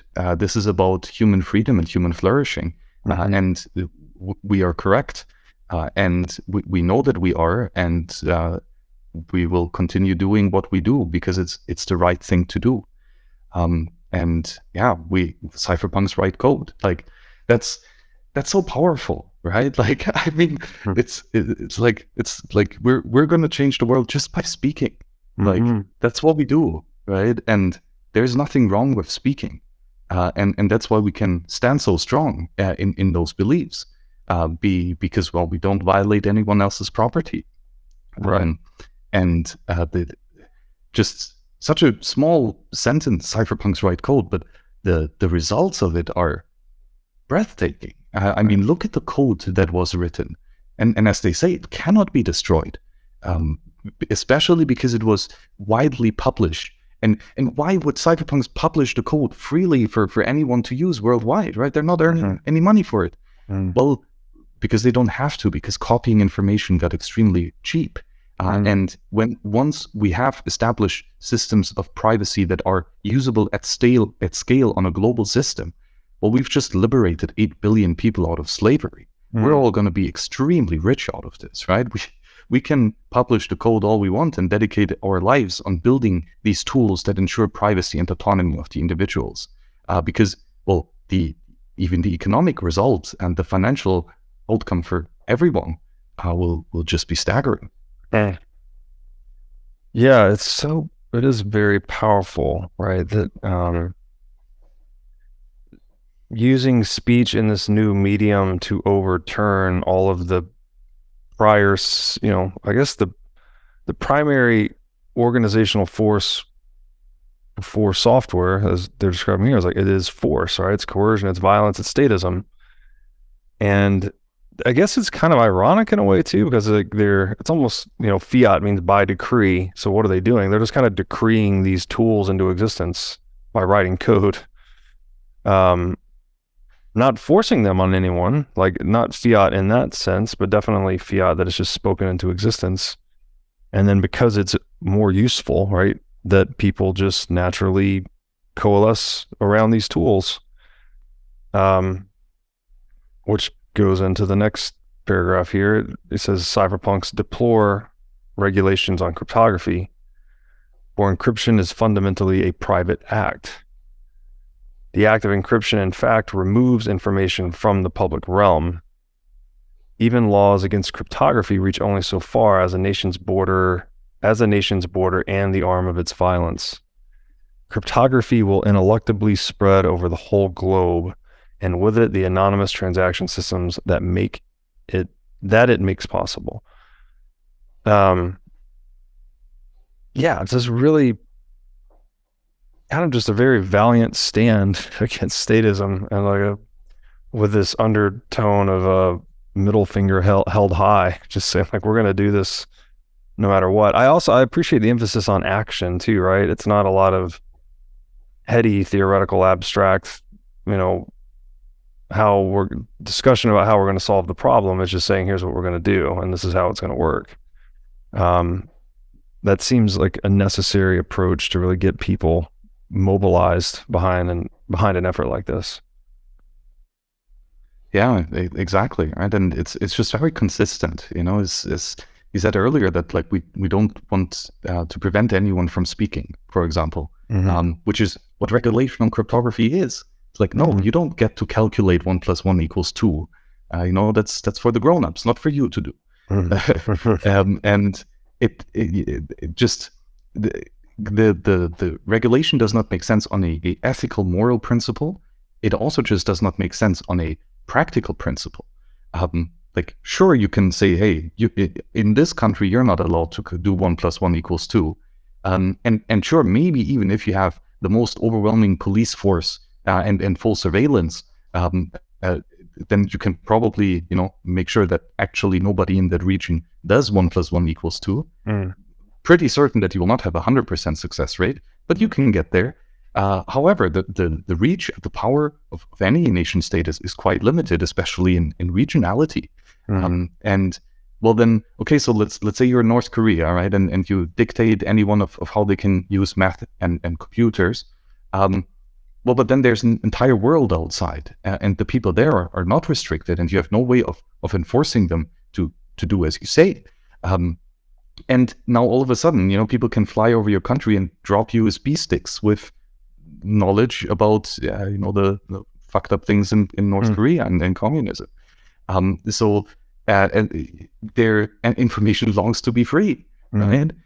It will swash over any firewall and cross any border, especially if it is valuable, right? And the more people see that this is valuable information, the more they will want to share it, including it putting themselves at great risk in order to share. Just look at Snowball, right?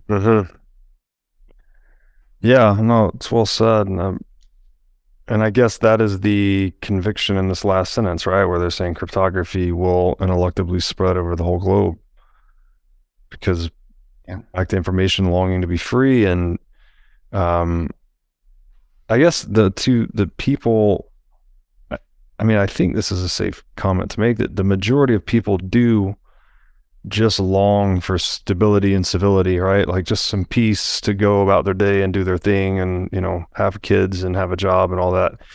So over time, as states rupture, as they tend to do, because they're premised on coercion, that people are naturally going to flow towards these tools that enable a greater degree of peacemaking and stability and civility and all these things. So, yeah. This is quite pernicious, similar to the sovereign individual, right? Like, so cryptography exists, information longs to be free, therefore cryptography will spread across the entire globe. Cryptography enables anonymous transaction systems. Anonymous transaction systems make theft impossible. Ergo, the entire globe is going to change and become a free place with an absence of coercion. Like, that's a hell of a sentence. Yeah.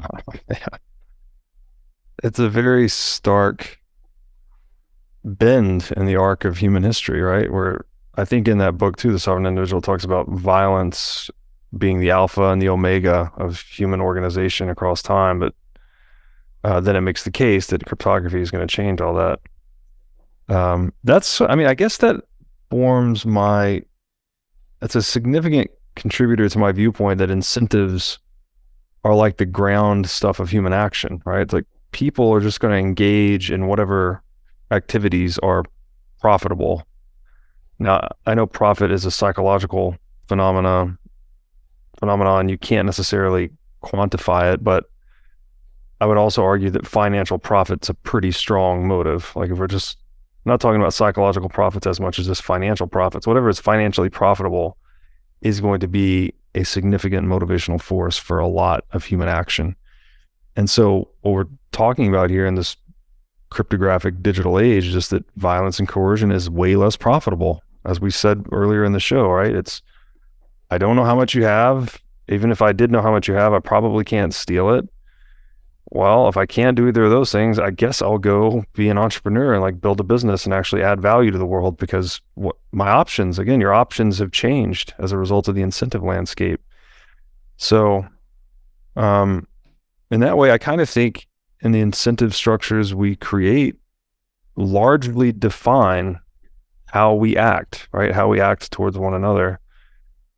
It's probably the only thing we can really control about the way humans act. We can't change human nature per se, but we can pour it into different containers.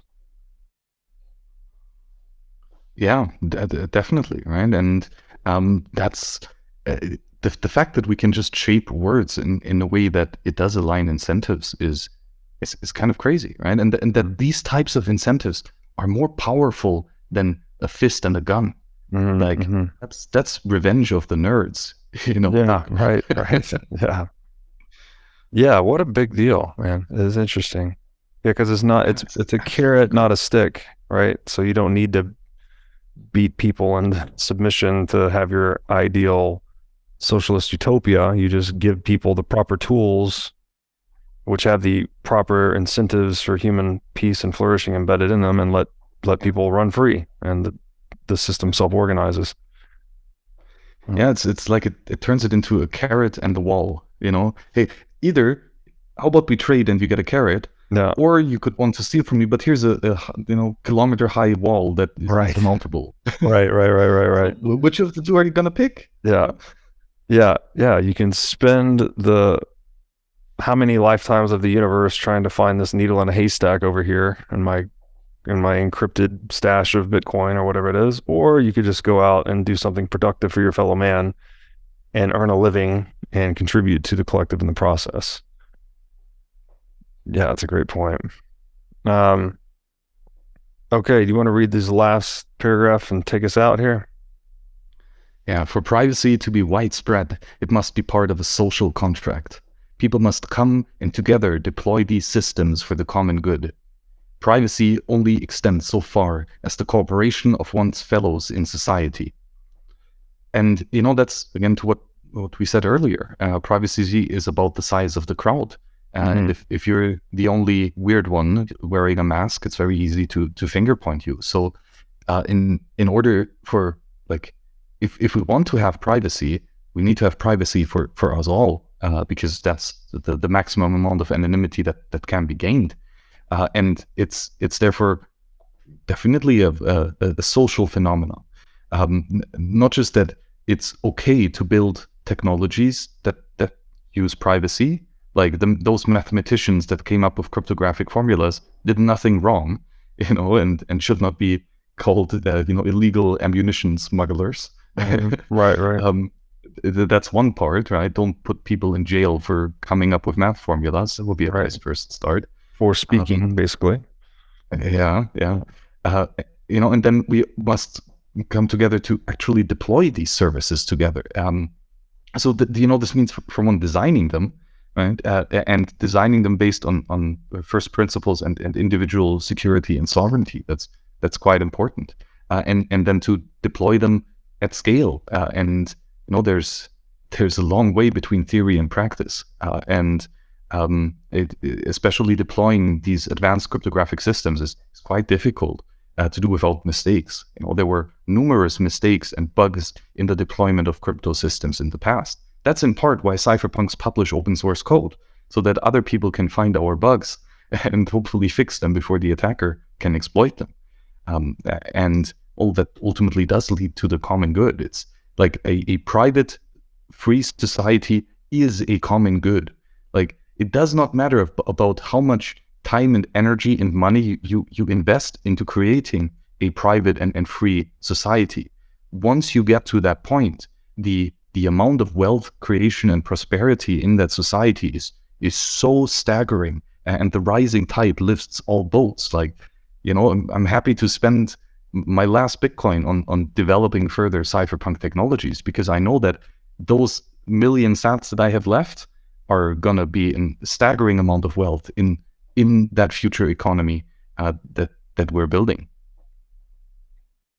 Oh, well said. Yeah, again, the power of that incentive alignment, right? That you are willing to go to the end of your own economic livelihood, right? To contribute to this because you know what it's serving you, right? In a way that those million sats will appreciate so much if this works.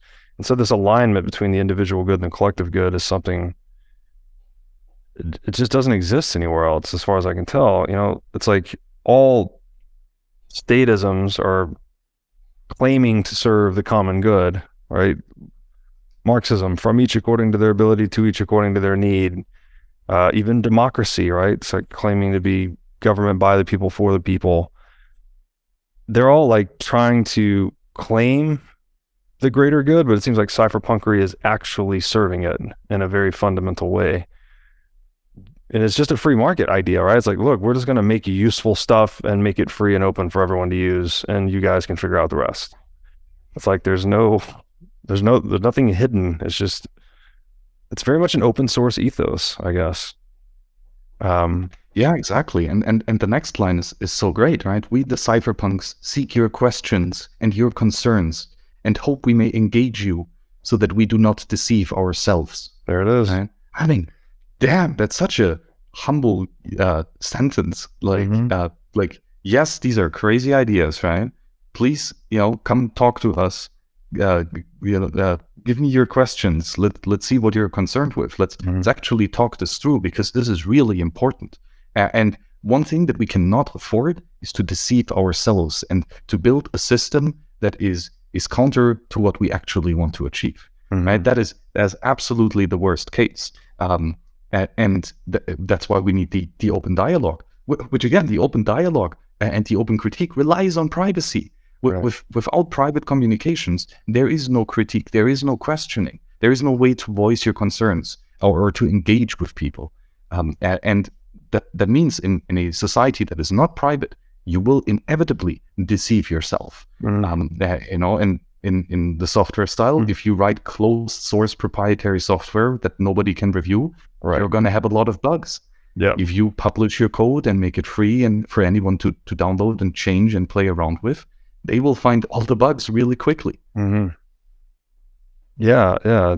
Are you opening yourself up to the distributed cognition of the marketplace or not? Because if you're doing it in isolation, it's guaranteed to be wrong and riddled with bugs. And the last sentence is very powerful too. Just like, look, we're open to your feedback and we want it so we can prevent self-deception.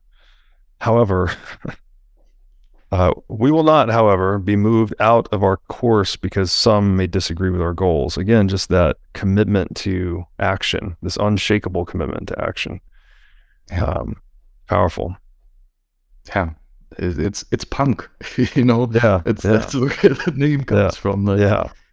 These guys seriously are punks. But as with the sense before it, I think they mean well, and I think they are intellectually honest and open for critiques.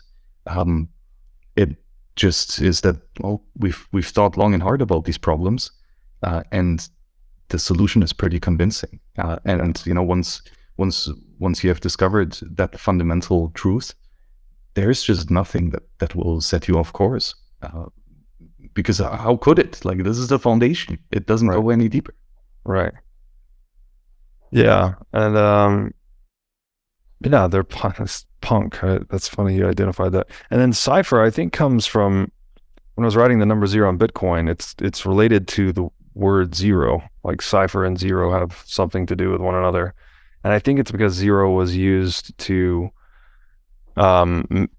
zero-based numeral systems were instrumental in making early cryptography systems. Right, like they were superior cryptography was possible through zero-based numeral systems as opposed to Roman numerals and other inferior numeral systems.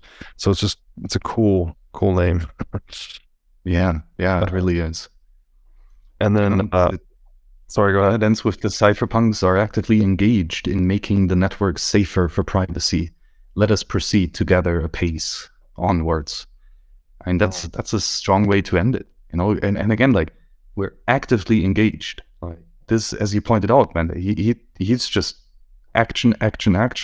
That's all that matters, right? And the goal is to make it safe. That's ultimately what we want to do. Privacy is a way to increase security and safety.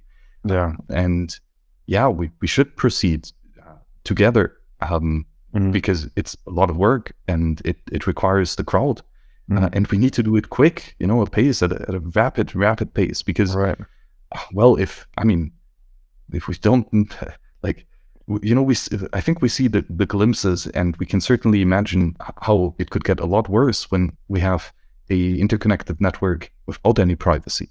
That gets really dark really, really quickly. And to some extent, it seems like a pivotal point. Like, we can either continue building these computational devices that violate individual privacy and autonomy and actionability. And the outcome would be a phenomenally beautiful and scalable totalitarian slavery system. Yeah. Or the alternative is we build technologies that protect individuals and ensure that an open society can flourish. And both scenarios are totally possible to be achieved within like the next 10, 15 years. Right? Both extremes could definitely come to play. And I think we just really need to get our act together and make sure that humanity continues to thrive. Yeah, I couldn't agree more. I have to ask you, is this, this writing and the Crypto-Anarchist Manifesto before, were these pieces core to your motivation to go into privacy? Because you're basically I would say you're basically all in on privacy tech, right? Like you've got Wasabi going on, you talk about this, you speak about this, seems to be very much a part of your life, your existence. Were these pieces instrumental to your development towards that course of action? Yeah, definitely. I would say that I was an anarchist before, based on my understanding of Austrian economics. So here, especially like Murray Rothbard, and his tradition of thought on Hermann Hoppe were very influential before I got into the technology rabbit hole, let's say. And then once, discovering, Linux, free and open source software and Bitcoin, I found the Crypto-Anarchist Manifesto, which, I found interesting because I knew I was an anarchist. But then the Cypherpunk Manifesto is, it really, really stands out. For one, it definitely builds on top of the anarchist thoughts, obviously, but it's so clear, so focused, and the strategy that's laid out is so beautiful that I've come to think that this cypherpunk strategy is the way to ensure individual flourishing in the near-term future. Like, again, man, we can turn this planet around in 10, 15 years. Like, it's totally possible, man. We have it all, the technology needed to make that a reality. So yeah, this attitude, and what I love especially about it is the focus on the non-aggression principle here. Like, I think that's super important to, have a clear line of what not to do. That's very important, and I think that ensures a lot of a lot of success and security, basically. Because especially when dealing with such powerful technologies, like the cypherpunk technologies are, like, they can be used for a enormous amount of harm if applied for the wrong reasons or to solve the wrong goals. So I was always looking for a system that is ethical and can be defended on moral grounds as well. And the cypherpunks, in my opinion, clearly do this. They just write code, they just speak, and they execute the code. And that is for me just an incredibly powerful idea, who is restrained by the non-aggression principle to ensure that it cannot be misused, right? Like, so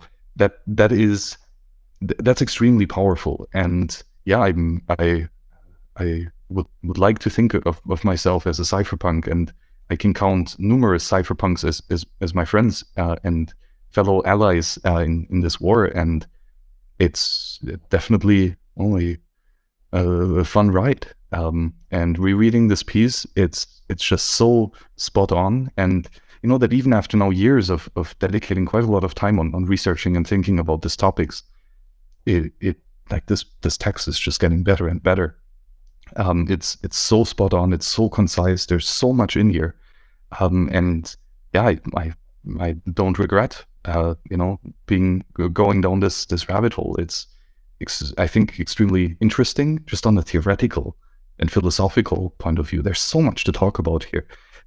But then, of course, the technical aspect as well, and applying it in the real world, right? To like Bitcoin is here now. CoinJoins on Bitcoin is here. Like we have anonymous transaction systems. Like that's done now. And the glimpse of the future that this paper lays out, or Sovereign Individual lays out, is really quite something. Yeah, it's a true classic, right? Every time you revisit this text, you're getting more out of it, and you are participating in, as an individual, in this history, right? You're actually helping to create anonymous transaction systems, which is, as he argues here, indispensable to an open and free society. So that is really, really cool. I wish I could write code. I guess preventing me from my cypherpunk dreams over here. But the thing is, I still don't write code. Like that's the one thing. Oh, you don't write code? I thought you did write code. No, it's like the one definition of a cypherpunk. A cypherpunk is he who writes code, and right. Well, I'm not it. Well, if you employ people that write code, does that count? Well, I think yelling at cypherpunks to code faster, better, stronger is it kind of turns me into a meta cypherpunk. Meta cypherpunk. All right, nice. All right, well, this has been fucking great. I love going through these texts and peeling them apart. I think what's the one we're gonna do next? Do you recall? There we have a couple cool options. One would be The Second Realm by Smuggler and XYZ. It's a bit of a longer piece, like a small pamphlet, not quite a book. So probably we couldn't read it all on the show, but there are a couple excerpts of the Cryptonomicon. There's a couple really cool fiction pieces that lay out the cypherpunk ideals. A Lodging of Wayfaring Men comes to mind. Or #Agora. Lots of fascinating things to further dive down. I don't think we decided on anything yet, but well, maybe the audience can let us know of which other cypherpunk that's a great idea. Pieces we could pick up. That is a great idea. So if you've got a preference, please let us know. I think we'll probably hit on all these because I'm just enthralled by this. People that were looking around the corner and thinking about these things 30 years in advance, right, before they even come to fruition. So very, very fascinating stuff. Max, thank you so much for doing this. I will see you for the next one. Yeah, thanks, Robert. This was a pleasure. See you around. Bye-bye.